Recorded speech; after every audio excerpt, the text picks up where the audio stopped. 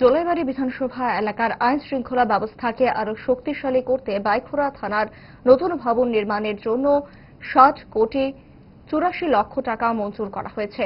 এ উপলক্ষে নতুন ভবনের সম্ভাব্য স্থান পরিদর্শন করেন এলাকার বিধায়ক তথা মন্ত্রী শুক্লাচরণ নোয়াতিয়া। পরিদর্শনকালে উপস্থিত ছিলেন পঞ্চায়েত সমিতির চেয়ারম্যান তাপস দত্ত, মহকুমা পুলিশ আধিকারিক বাপ্পি দেববর্মা, বাইখোরা থানার ওসি বিষ্ণুচন্দ্র দাস সহ পূর্ত দপ্তরের আধিকারিকরা। মন্ত্রী জানান, প্রয়োজনীয় প্রশাসনিক প্রক্রিয়া সম্পন্ন করে শীঘ্রই নির্মাণ কাজ শুরু হবে। নতুন ভবন নির্মিত হলে জনসেবা ও আইন শৃঙ্খলা রক্ষার মান আরও উন্নত হবে বলে আশা প্রকাশ করেন তিনি।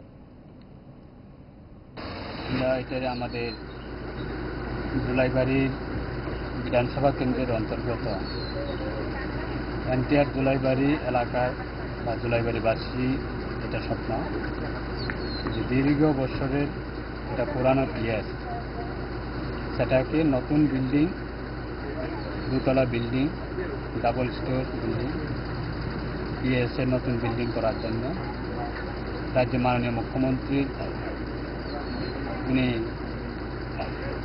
স্যাংশন দিয়েছিলেন প্রায় ৭,৮৪,০০,০০০ টাকা, এবং গত অর্থ বছরে সেটা আমরা স্যাংশন পেয়েছি।